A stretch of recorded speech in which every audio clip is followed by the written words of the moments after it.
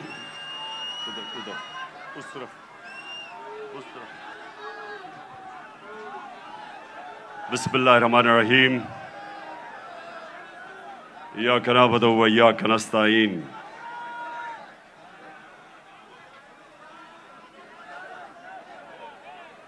میں آج آپ سب سے جو اندر بھی بیٹھے ہیں اور جو باہر سارے لوگ کھڑے ہیں، بیٹھ جاؤ تاکہ وہ دیکھ سکیں. بیٹھ جاؤ نا، وہ دیکھ سکیں. یعنی صاحب بیٹھ جاؤ، وہ دیکھ سکیں.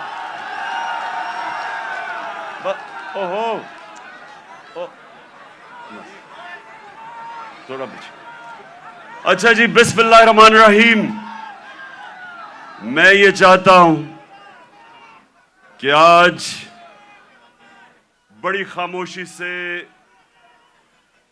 میری بات سنیں، تاکہ یہ ایک بڑا مبارک دن ہے. اور جو میں آج آپ کے سامنے اپنے نبی صلی اللہ علیہ وآلہ وسلم کے متعلق اور آج اس دن کے متعلق جو بات کروں گا، میں چاہتا ہوں ذرا بڑی خاموشی سے، اور آپ نے ایک ایسے میری بات سننی ہے کہ وہ آدمی جو اپنے بچوں کو جس طرح سمجھانے کی کوشش کرتا ہے، سیدھے راستے پہ لگانے کی اپنے بچوں کو کوشش کرتا ہے، جس طرح باپ یا ماں باپ، وہ یہ نہیں کہ ماں باپ نے زندگی میں کوئی غلط کام نہیں کیے، یہ نہیں کہ ماں باپ کوئی فرشتے ہوتے ہیں، لیکن ماں باپ کی ہمیشہ یہ کوشش ہوتی ہے کہ ہم اپنے بچوں کو اپنی غلطیوں سے سیکھ کے ہم بچوں کو وہ سکھائیں تاکہ وہ غلطیاں نہ کریں جو ہم نے زندگی میں کی تھی. تو میری کوشش یہ ہے کہ آج اپنی زندگی، جو میں نے 70 سال کی زندگی گزاری ہے، اس سے میں آپ کو، اپنی قوم کو، جس طرح میں اپنے بچوں کو بتاتا ہوں کہ میں نے زندگی سے کیا سبق سیکھے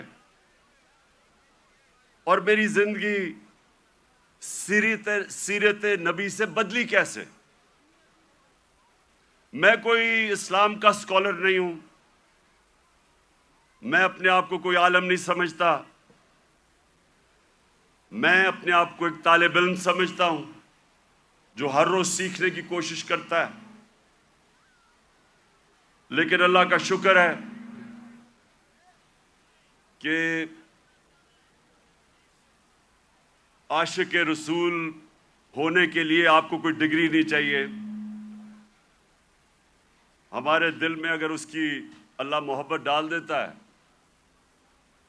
تو وہ چاہے ان پڑھ ہو، چاہے کوئی اسکالر ہو، میں سمجھتا ہوں کہ وہ بڑا خوش قسمت انسان ہوتا ہے، کیونکہ اس کی زندگی بدلنی شروع ہو جاتی ہے اگر جب وہ اپنے نبی سے عشق کرتے ہیں اور اس راستے پہ چلیں. تو میں پہلے آپ کو یہ واضح کر دوں کہ میں صرف اپنی زندگی کے تجربے سے آپ کو آج بات کر رہا ہوں اس مبارک دن پہ، کیونکہ دیکھیں میں نے ہر قسم کی زندگی دیکھی ہے. کرکٹ سٹار، گلیمر، مغربی زندگی، اپنا ملک، ہر قسم کی میں زندگی پہ دیکھ کے تو آج آپ سے بات کر رہا ہوں. سب سے پہلے ابھی آپ نے جو یہ فلم دیکھی، اس میں دنیا کی تاریخ کا سب سے بڑا انقلاب آپ نے دیکھا. دنیا کی تاریخ میں کبھی اتنا بڑا انقلاب نہیں آیا. 622 سب یہ تاریخ یاد کر لیں کہ 622 میرے پیارے نبی صلی اللہ علیہ وسلم ہجرت کرتے ہیں مدینہ، 632 وہ دنیا سے چلے جاتے ہیں، پردہ کر دیتے ہیں۔ ان 10 سالوں کے اندر دنیا کی تاریخ بدل جاتی ہے۔ تو جو میں اپنے نوجوانوں کو آج، اپنی یوتھ کو، اپنے بچوں کو، ساروں کو جو میں آپ کے ذہن میں آج ایک چیز ڈالنا چاہتا ہوں کہ وہ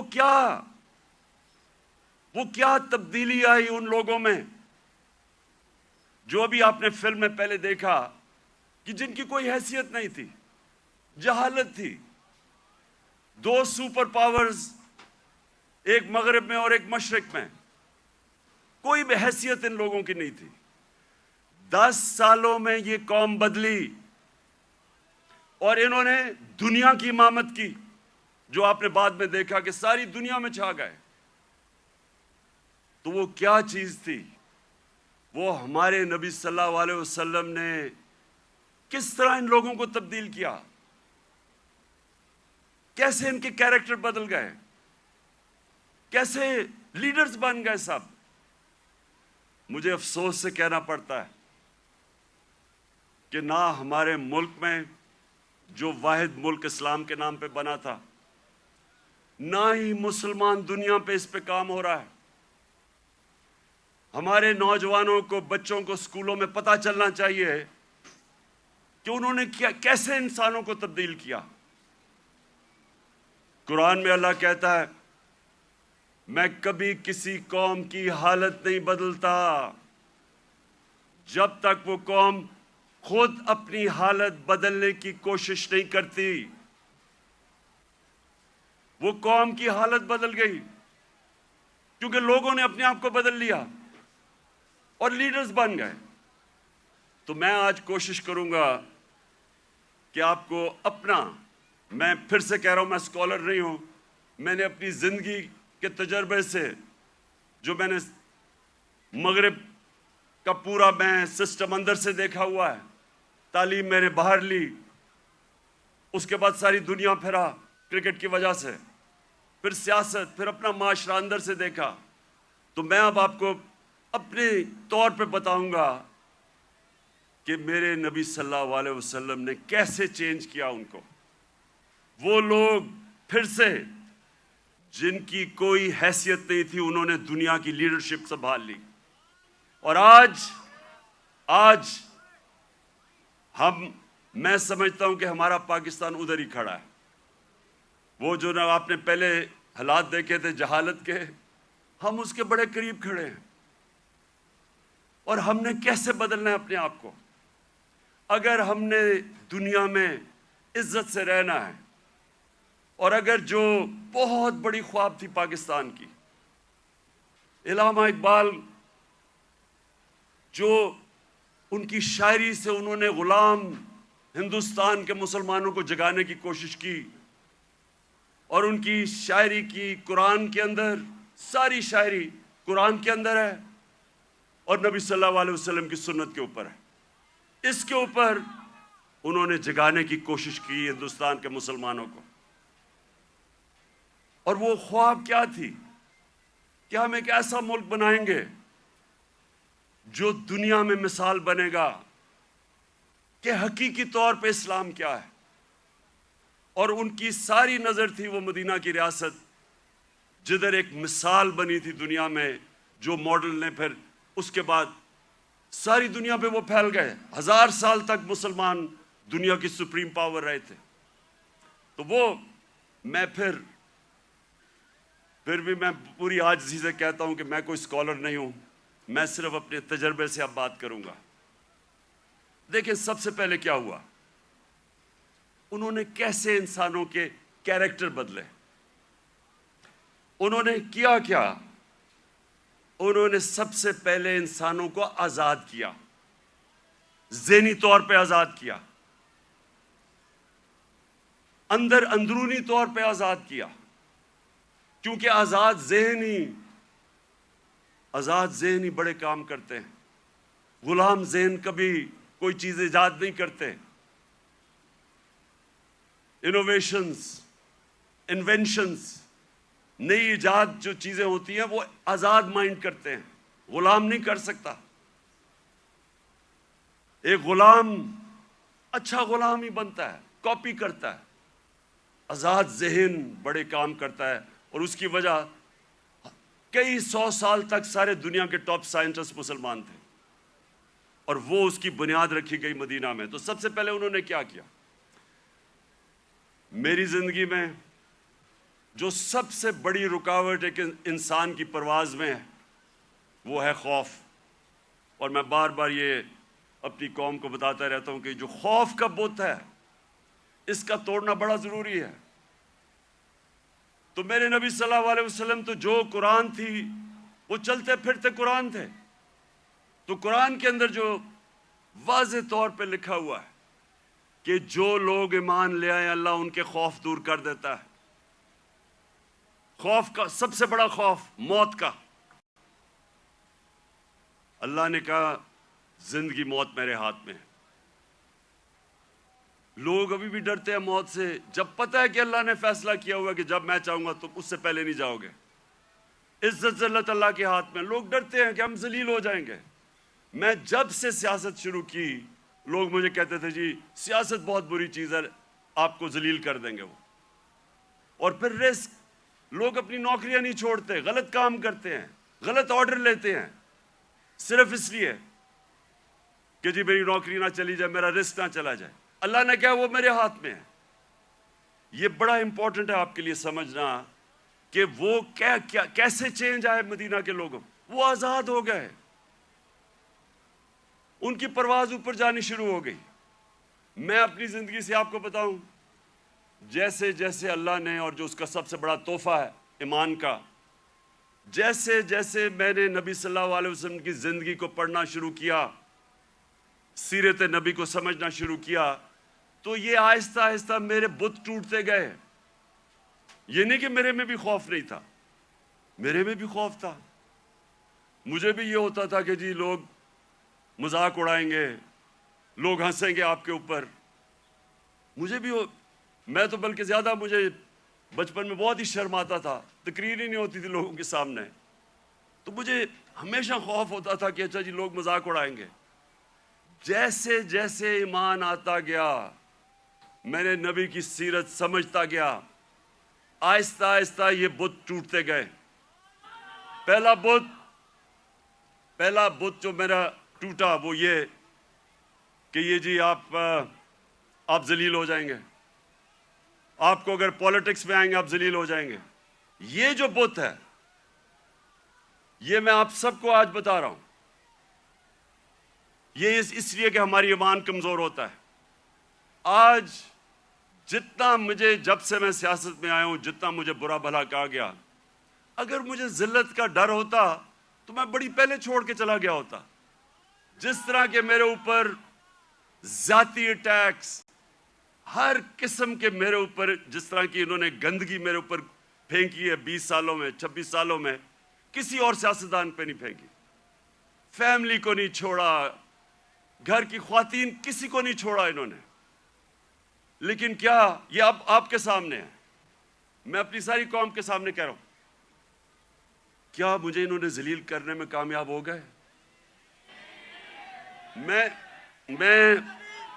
ایک منٹ، میں آپ کو آج سب کو کہہ رہا ہوں، پچھلے 6 مہینے میں جتنی مجھے اللہ نے عزت دیا، مجھے ساری زندگی میں کبھی اتنی عزت نہیں ملی۔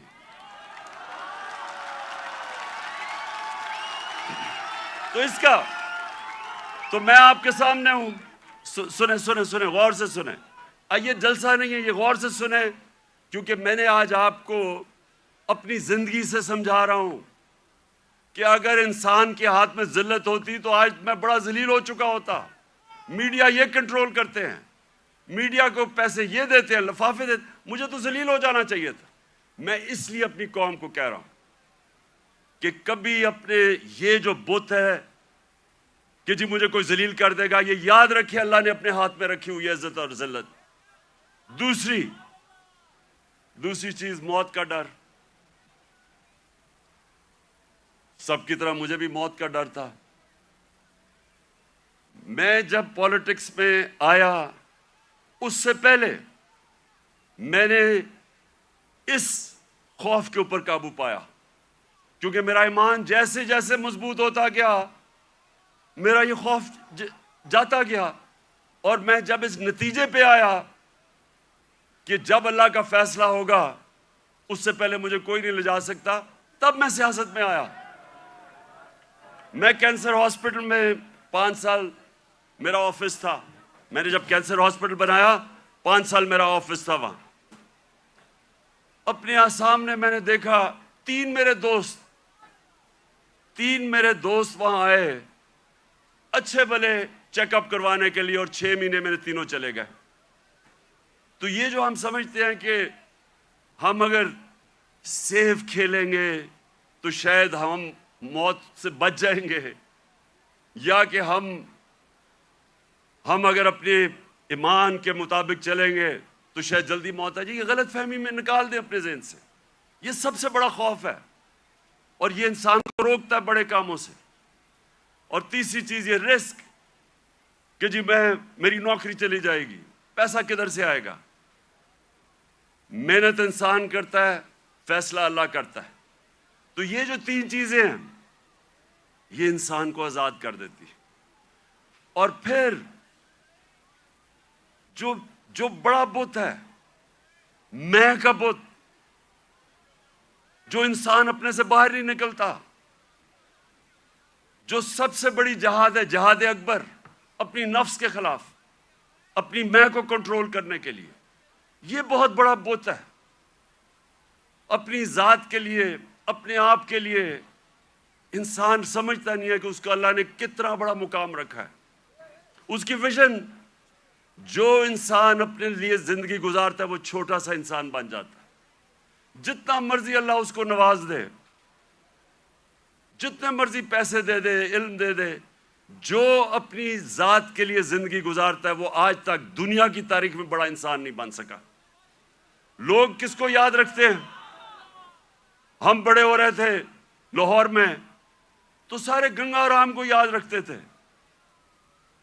گنگا رام کو کیوں؟ اس نے ہسپتال بنایا تھا انسانوں کے لیے۔ سارے جو اللہ کے برے صغیر میں بڑے بڑے جو صوفی آئے، ولی اللہ آئے، آج بھی ان کے مزاروں پہ دیکھیں لاکھوں لوگ جاتے ہیں۔ کیوں جاتے ہیں؟ کیونکہ وہ انسانوں کے لیے آئے تھے، وہ سب عاشق رسول تھے، وہ سارے ان کی زندگی انسانوں کے لیے تھی، اور انسانوں سے پیار کرتے، عزت دیتے۔ سو یہ جو بت ہے، جب انسان اپنے سے باہر نہیں نکل سکتا، تو میرے نبی صلی اللہ علیہ وسلم نے مدینہ میں اس طرح لوگوں کو آزاد کیا۔ پھر انہوں نے معاشرے کو چینج کیا۔ انہوں نے، اب کیونکہ میں نے برطانیہ کا نظام دیکھا ہے، ادھر میں نے اندر سے کئی سال رہا اور وہاں سسٹم سٹڈی کیا، یونیورسٹی وہاں گیا۔ اب دیکھیں انہوں نے مدینہ میں سب سے پہلے چیز کیا کی؟ انہوں نے سب سے پہلے عدل اور انصاف قائم کیا۔ یہ آپ کے لیے بڑا امپورٹنٹ ہے سمجھنا۔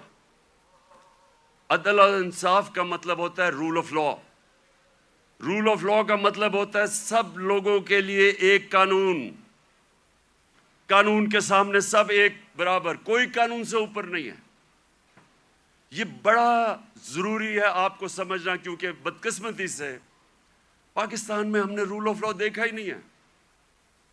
میں جب شروع میں گیا برطانیہ تو پہلی دفعہ میں نے رول آف لا دیکھا، کوئی قانون کے اوپر نہیں۔ وہ جا رہا، ان کا جو پرائم منسٹر ہے اس کی جرت نہیں ہے قانون توڑنے کی۔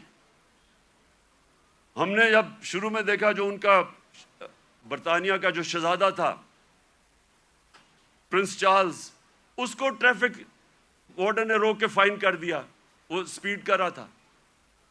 وہاں کوئی قانون سے اوپر نہیں تھا۔ ابھی آپ نے دیکھا کہ برطانیہ کا پرائم منسٹر جو کہ باہری اکثریت سے جیتا تھا، اس کو صرف نکال دیا گیا اس وجہ سے کہ انہوں نے کہا کہ اس نے جو لوگوں کے لیے قانون بنایا تھا سوشل ڈسٹنسنگ کا کرونا کے دوران، اس نے اس کے اوپر عمل نہیں کیا، اس پہ نکال دیا۔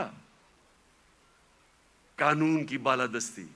اور یہ میرے نبی صلی اللہ علیہ وسلم نے مدینہ میں کہا کہ میری بیٹی بھی اگر جرم کرے گی تو اس کو سزا ملے گی. کوئی قانون سے اوپر نہیں ہے.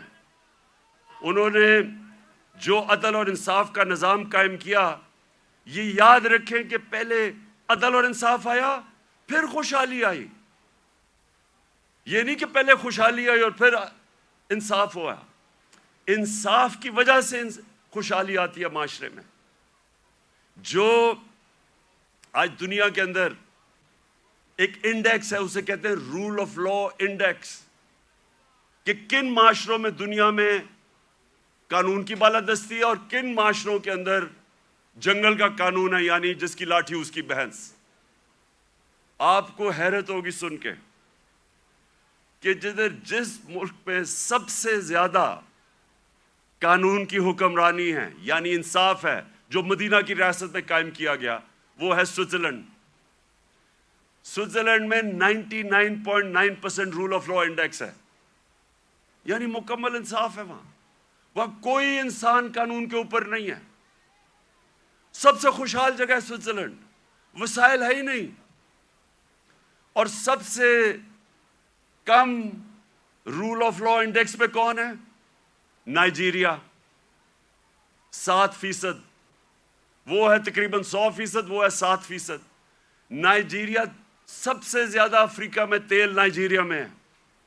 اسے تو بڑا امیر ہونا چاہیے وسائل کے حیثیت سے. سوئٹزرلینڈ میں تو سوائے گائے اور پہاڑوں کے ہے ہی کچھ نہیں. وہ سب سے خوشحال ہے. اور نائجیریا میں سب سے زیادہ غربت ہے، کیونکہ قانون ہی نہیں ہے، انصاف ہی نہیں ہے. وہاں بھی اوپر تکڑے لوگ بیٹھے ہوئے ہیں جو کہتے ہیں ہم قانون کے اوپر ہیں. قانون صرف کمیوں کے لیے ہے.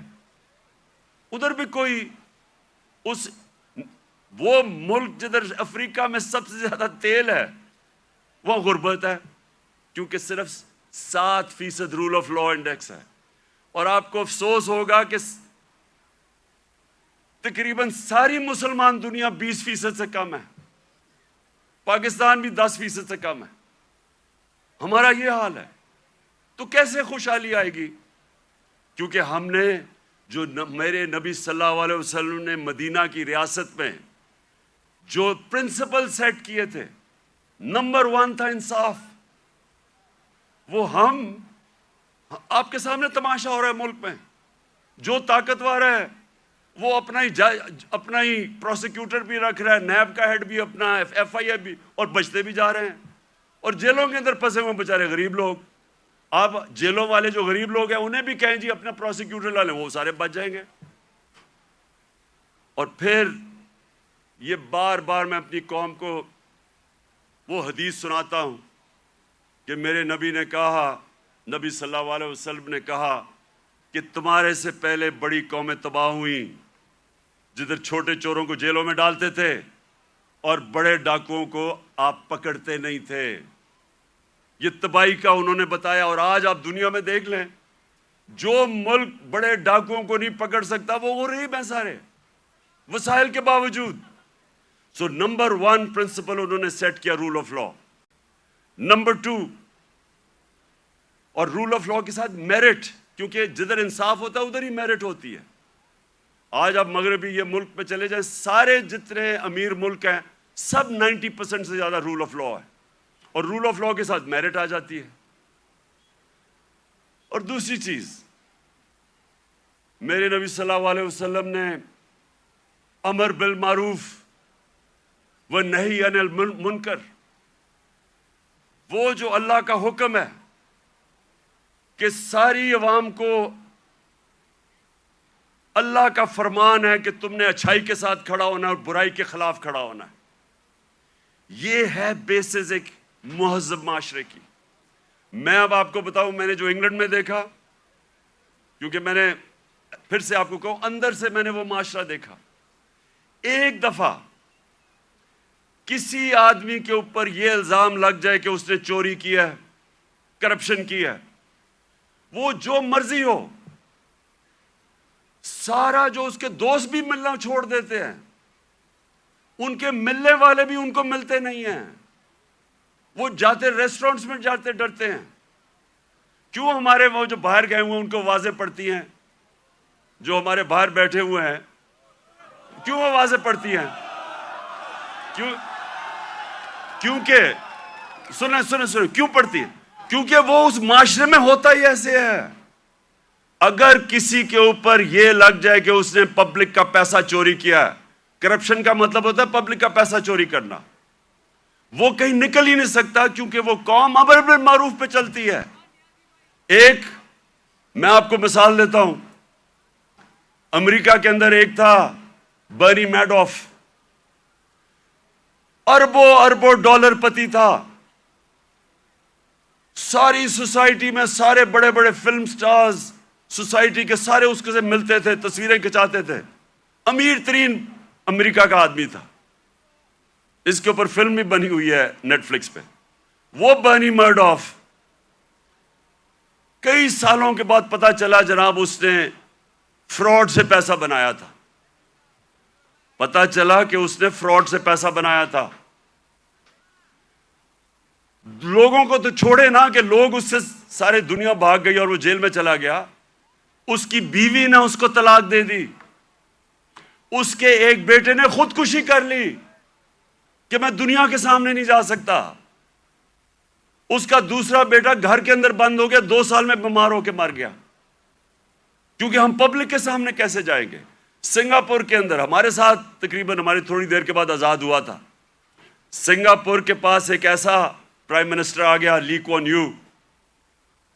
اس نے آتے ساتھ ہی قانون کی بالادستی قائم کی.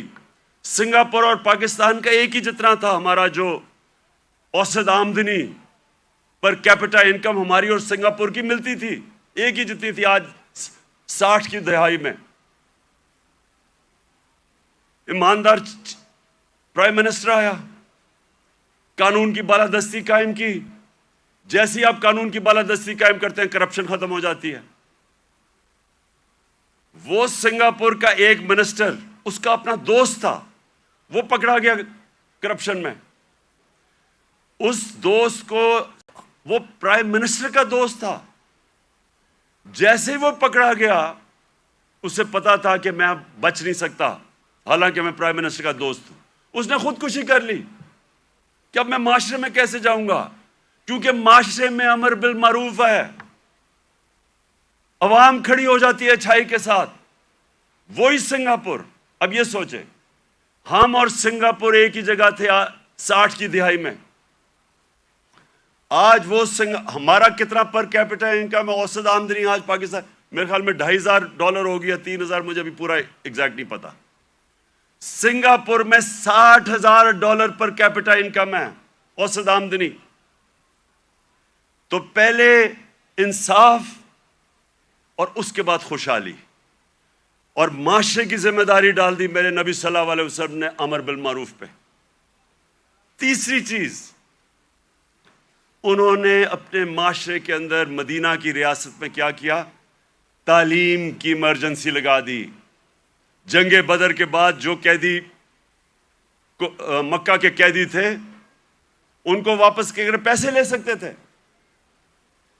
کیونکہ مسلمان تو غریب تھے تب. بلکہ جنگ بدر میں نے اتنا بھی پڑھ رہا تھا کہ کئی لوگوں کے پاس تلواریں بھی نہیں تھے، ڈنڈوں سے لڑے ہیں. تو وہ تو قیدیوں کو واپس کر کے پیسے لے سکتے تھے، ہتھیار خرید سکتے تھے. دنیا کے عظیم لیڈر نے کہا نہیں، جو 10 مسلمانوں کو پڑھا لکھا دے گا اس کو ہم آزاد کر دیں گے. تعلیم کے اوپر زور دیا. چائنا بھی جانا پڑے تعلیم حاصل کرنے کے لیے تو جاؤ. جب سے تم پیدا ہوتے ہو اور جب تک قبر میں نہیں جاتے علم حاصل کرو. اس لیے صدیوں تک ٹاپ سائنسدان مسلمان تھے. تعلیم کے بغیر معاشرہ اوپر نہیں جاتا. اور ہمارا اب پھر سے حال دیکھ لیں، کتنا زور لگایا تعلیم. کتنا شرم کی بات ہے کہ 75 سال انڈیپینڈنس پہلی دفعہ ہم نے کوشش کی تھی کہ کم از کم تعلیم کا نظام میں انصاف کریں. نہیں تو امیر کے لیے تھوڑے سے 8 لاکھ امیروں کے لیے انگلش میڈیم، باقیوں کے لیے اردو میڈیم. وہ بیچارے پڑھ کے بھی اوپر نہیں آ سکتے تھے.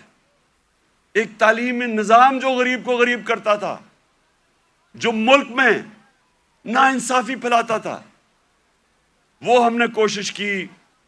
پتہ نہیں اب اس حکومت نے وہ ختم کر دیا ہوگا کہ ایک ہی نصاب 5 کلاس تک اور اوپر تک لے کے جا رہے تھے. لیکن تعلیم، یہ تیسری چیز میرے نبی صلی اللہ علیہ وسلم نے مدینہ میں کہا، تعلیم کے اوپر انہوں نے زور دیا، جس کی وجہ سے مسلمان اوپر گیا. اور پھر فلاحی ریاست، انسانیت کا نظام. دنیا کی تاریخ میں پہلی دفعہ انہوں نے ایک فلاحی ریاست بنائی، اور یقین کریں مجھے پتہ ہی نہیں تھا فلاحی ریاست کیا ہوتی ہے جب تک میں برطانیہ نہیں گیا. میں جب پہلی دفعہ برطانیہ گیا، میں نے پہلی دفعہ فلاحی ریاست دیکھی، کسی مسلمان ملک میں نہیں دیکھی. جو انہوں نے مدینہ کی ریاست میں پہلی دفعہ انسانیت کا نظام لے کے آئے تھے کہ کوئی کمزور آدمی، اس کی ریاست نے ذمہ داری لی تھی. غریبوں کی، آپ حیران ہوں گے کہ جو پینشنز تھیں، بوڑھوں کی بھی ذمہ داری پہلی دفعہ دنیا کی تاریخ میں مدینہ کی ریاست نے لی تھی. یتیموں کی، معذوروں کی، بیواؤں کی. ایسا نظام کبھی پہلے نہیں آیا تھا. تو اسٹیٹ نے انسانیت کا نظام لے کے آیا. اور مجھے افسوس سے کہنا پڑتا ہے کہ آج آپ یورپ چلے جائیں، میں نے اسکینڈینیویا، جو بہترین، میں سمجھتا ہوں کہ اس نظام کے قریب مدینہ کے ریاض جو میں نے دیکھا ہے وہ ڈنمارک، سویڈن، ناروے. آپ وہاں دیکھیں، آپ اپنے پاکستانی رہتے ہیں وہاں، ان سے پوچھیں تو صحیح کہ انسانیت کیا ہوتی ہے. میں بار بار کہتا ہوں وہ اپنے جانوروں کا ہمارے سے بہتر دھیان رکھتے ہیں. وہ حضرت عمر کا قول تھا کہ اگر کتا بھی بھوکا مرے میری ریاست میں تو میں ذمہ دار ہوں. آج ادھر آپ دیکھ لیں، ان کا RSPC ہے. کتے آپ کو سڑکوں پہ نہیں نظر آئیں گے، وہ ان کو ہومز دیتے ہیں، ان کو کھلاتے ہیں پلاتے ہیں. یعنی وہ جو ہم نے دنیا میں شروع کیا تھا، جو میرے نبی صلی اللہ علیہ وسلم نے انسانیت کا نظام دنیا میں شروع کیا تھا، وہ آج ان ملکوں میں مل رہے ہیں جو مسلمان نہیں ہیں. اور یہ یاد رکھیں، یہ کبھی نہیں ہمیں بھولنا چاہیے کہ اللہ نے خطاب میرے نبی صلی اللہ علیہ وسلم کو رحمت للعالمین کہا تھا. سب انسانوں کے لیے رحمت بن کے آئے تھے، جس طرح میرا رب العالمین ہے. اس کا کیا مطلب ہے؟ سب سے پہلے تو جو میثاق مدینہ تھا، انسانوں کو اکٹھا کیا گیا. جو میثاق مدینہ چارٹر، مدینہ کا جو چارٹر تھا، جو پہلی کانسٹیٹیوشن تھی، بلکہ دنیا میں کہتے ہیں کہ دنیا میں پہلی کانسٹیٹیوشن تھی، اس میں انسانوں کو اکٹھا کیا گیا. وہاں عیسائی تھے، وہاں مسیح برادری تھی، وہاں یہودی تھے، ان سب کو اکٹھا کیا گیا.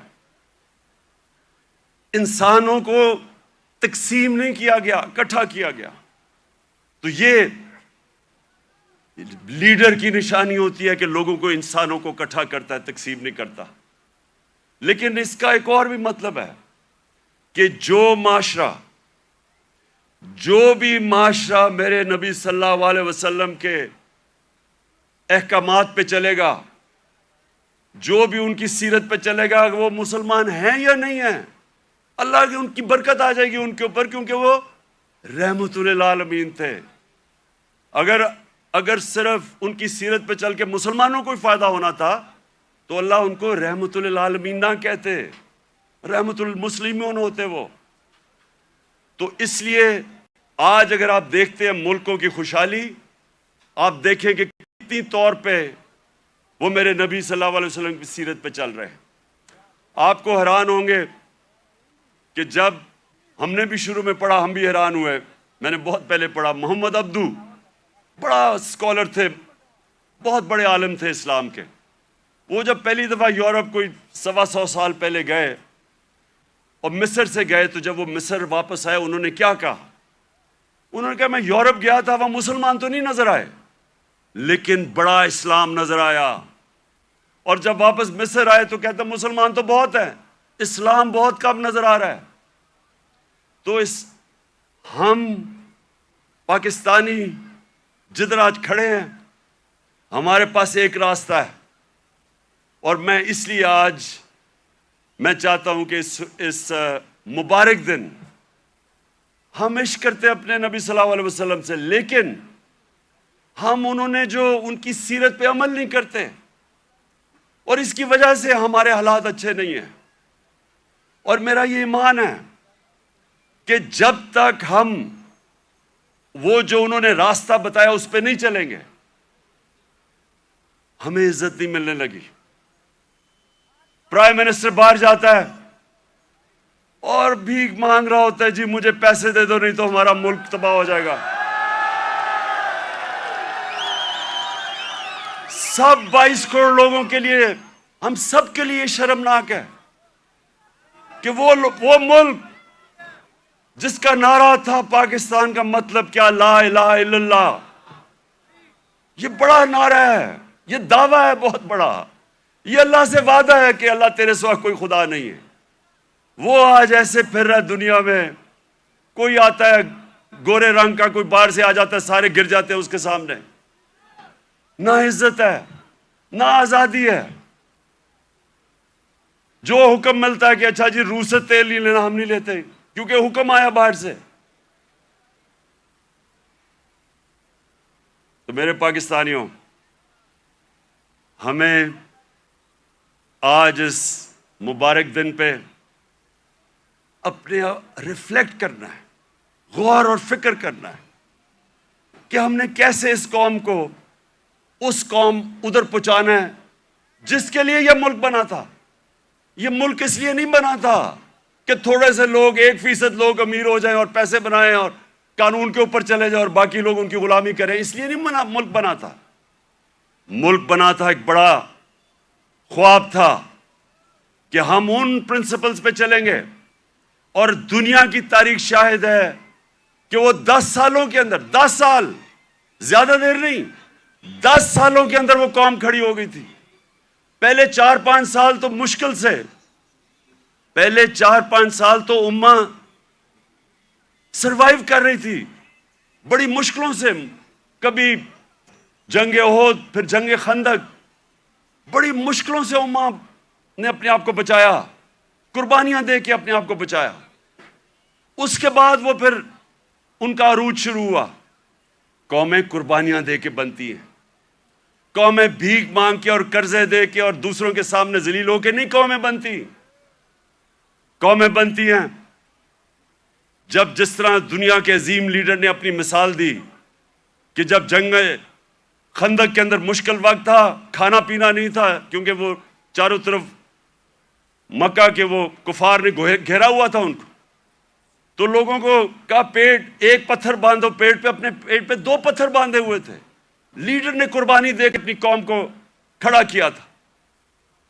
اور یہ وہ قوم اللہ نے جس کو ہر قسم کی نعمتیں بخشی ہیں، ہمیں 12 موسم، ہر قسم کی، یہاں آپ کو اندازہ ہی نہیں ہے۔ میں تو 3.5 سال میں اقتدار میں پتہ چلا کہ اللہ نے کیا دیا ہے۔ لیکن ہمیں کیریکٹر چاہیے، ایک کیریکٹر چاہیے ایک بڑی قوم بننے کے لیے، جو ہمارے نبی صلی اللہ علیہ وسلم نے ان کو آزاد کیا تھا، ان کا کیریکٹر اٹھایا تھا۔ ایسا کیریکٹر تھا کہ انڈونیشیا اور ملیشیا کے اندر کوئی مسلمان فوج نہیں گئی، صرف مسلمان تاجروں کی وجہ سے، ان کے کیریکٹر کو دیکھ کے لوگ مسلمان ہو گئے۔ حضرت معین الدین چشتی جب راجپوتانہ میں آئے تو وہاں تو کوئی مسلمان ہی نہیں تھا، راجپوتانہ میں تو کوئی مسلمان نہیں تھا۔ جب وہ گئے تو لاکھوں لوگ ان کے جنازے پہ آئے۔ کیریکٹر سے انہوں نے بدلا۔ جو ساری جو 10 سال تھے، 622 اور 632، ٹوٹل لوگ کہتے ہیں جی تلوار سے اسلام پھیلا، جو ٹوٹل جو مسلمان اور جن کا مقابلہ تھا مخالف، جو ٹوٹل لوگ جنگوں میں مرے تھے وہ 1200-1300 تھے۔ 1200-1300 10 سال میں لوگ جنگوں میں مرے تھے۔ فکری انقلاب تھا، ذہن بدل گئے تھے، اور ذہنوں نے انسان کو بڑا انسان بنایا تھا، آزاد ذہنوں نے۔ تو آج میں اس لیے یہ بڑا مبارک دن ہے کہ ہم سب کو آج اپنے ملک کو اٹھانے کے لیے اپنا کیریکٹر غور کرنا چاہیے کہ ہم اپنے آپ کو کیسے بدل سکتے ہیں۔ نبی کی سیرت پہ چلیں۔ میں نے رحمت اللہ عالمین اتھارٹی بنائی، مقصد اس کا کیا تھا کہ ہمارے بچوں کو سیرت نبی سے ان کا کیریکٹر مضبوط کریں۔ یونیورسٹی کالجز کے اندر ڈیبیٹس ہوں، سارے ڈسکس کریں، ہمارے انٹلیکٹ ہماری جو اسکالرز ہیں وہ ڈسکس کریں کہ اللہ نے کیوں ہمیں حکم دیا ہوا ہے کہ نبی کی سنت پہ چلو ہماری بہتری کے لیے، اور وہ کیا انہوں نے قدم کیا کرے، کیسے چینجز کیے۔ ایک ایسے اتنی دنیا میں اتنے تھوڑے وقت، دنیا کی تاریخ میں اتنے تھوڑے وقت کبھی اتنے گریٹ لوگ نہیں آئے۔ ہر انسان کوئی نہ کچھ بن گیا۔ اگر یہ مغرب میں ہوتے آج یہ فنومنا، تو ایک کے اوپر کتابیں لکھی جا رہی ہوتی۔ حضرت خالد بن ولید پہ کتابیں لکھی جا رہی ہوتی، ان کے اوپر ریسرچ ہوتی کہ وہ کیا تھا، کبھی وہ جنگ ہی نہیں ہارے، اور ہر کوئی جنرل بن گیا۔ حضرت بلال 2 کیمپینز میں وہ لیڈ کر کے گئے، ایک غلام ایک جنرل بن گیا۔ اس کے اوپر کبھی کام نہیں کیا، ہمارے اسکالرز نے نہیں کام کیا۔ رحمت اللہ عالمین اتھارٹی کا مطلب ہی یہ تھا کہ اسکالرشپ آئے اور وہ کام کرے اس پہ، تاکہ اپنے یوتھ کو تو بتائے، کیونکہ اگر آپ نہیں بتائیں گے ان کے اوپر تو مغربی کلچر کی جلغار ہوئی ہے۔ موبائل فون سے بچوں کو وہ مٹیریل مل رہا ہے جو انسانی تاریخ میں نہیں بچے اب کو ملا۔ تو جب تک آپ ان کو سیرت نبی سے ان کو مضبوط نہیں کریں گے، وہ کیسے، یہ جو اتنا آنسلاٹ ہے ایک وہ کلچر کا جو بالکل مختلف ہے ہمارے دین سے، ہماری تاریخ سے، ہمارے کلچر سے، وہ کیسے مقابلہ کریں گے ان کو جب تک ان کو آپ مضبوط نہیں کریں گے۔ وہاں تو جو کلچر آ رہا ہے ٹیلی فون سے، میں ابھی آپ کو بتا دیتا ہوں، وہ یہ کہہ رہا ہے کیونکہ ٹیکنالوجیکلی وہ اتنے آگے نکل گئے ہیں، اس کا مطلب ہر چیز میں وہ آگے ہیں، اس کا مطلب ہمارا دین بھی آؤٹ ڈیٹ ہو چکا ہے، ہمارا کلچر بھی آؤٹ ڈیٹ ہو چکا ہے۔ تو بیچارے ان کو کاپی کرنا شروع کر دیتے ہیں بچے، اور غلطی ہماری ہے کیونکہ ہم ان کو بتا ہی نہیں سکے کہ دوسرا ہمارا ہے کیا، جو علامہ اقبال کوشش کرتے رہے۔ تو یہ رحمت اللہ عالمین اتھارٹی کا مقصد ہی یہ تھا کہ ہم ابھی سے اپنے بچے، کالج اسٹوڈنٹس، یوتھ، ان کو تیار کریں کہ 21ویں صدی میں آپ نے کیسے آپ نے فیس کرنا دنیا کو۔ ماں خاص طور پہ ماؤں کے اوپر جو اب پریشر ہے، مجھے تو پتہ ہے کیا پریشر پڑا ہوا ہے، یہ موبائل فون کی وجہ سے جو بچوں کے لیے اب آ گیا۔ تو اس لیے میں آج اس دن پہ اپنی ساری یوتھ کو کہتا ہوں کہ اگر ابھی تک ہمارے ایجوکیشن سسٹم آپ کو تعلیم نہیں دے سکا جو آپ کو ملنی چاہیے، اور انشاءاللہ ہم جب بھی واپس آئیں گے اور اللہ نے جب کیا تو رحمت اللہ عالمین اتھارٹی کو ریوائیو کریں گے، اسکالرشپ ریوائیو کریں گے، بچوں کو تیار کریں گے۔ اور میں یہ چاہتا ہوں، دیکھیں آخری بات میری جو آخری بات ہے وہ یہ سن لیں، یہ تو اللہ کا سب سے بڑا تحفہ ہے کہ وہ کسی کو ایمان دیتا ہے یا نہیں دیتا۔ کوئی کسی کو زبردستی دین میں نہیں لا سکتا، لیکن ہمارا فرض یہ ہے کہ کم از کم ہم اپنی یوتھ اور بچوں کو ان کی فاؤنڈیشن تو بنا دیں، ان کی بنیاد تو رکھ دیں، ان کو بتا تو دیں کہ آپ کا دین، اور خاص طور پہ شروع ہمیشہ سیرت نبی سے کریں، اس کے بعد قرآن کی تعلیم دیں۔ سیرت نبی ایک ایسی چیز ہے جو میں اپنے آپ سے کہہ رہا ہوں کہ میری تو پہلے مجھے نبی کی سیرت میں نے پڑھی اور سمجھی، ان کی تاریخ، ان کی زندگی، پھر مجھے قرآن کی سمجھ آئی۔ اس سے پہلے مجھے قرآن کی سمجھ ہی نہیں آتی تھی۔ تو جب تک مجھے سیرت نہیں پڑھی پھر مجھے سمجھ آنی شروع ہوئی۔ تو دونوں پڑھانی چاہیے، لیکن ابھی سے ہی ہمیں میں اپنے یوتھ کو اب کہتا ہوں کہ کتابیں پڑھیں، نبی صلی اللہ علیہ وسلم کی زندگی پڑھیں، سمجھیں کہ وہ دنیا میں کیا ہوا تھا. کبھی ایس دنیا کی تاریخ میں ایسا فنومنا نہیں آیا. اور اس کے بعد جو پھر اللہ آپ کو ہدایت کرتا ہے, نہیں وہ آپ کی قسمت ہے, لیکن کم از کم اس سے آپ تیار ہو جائیں گے دنیا 21ویں صدی کا مقابلہ کرنے کے لیے. بہت بہت شکریہ.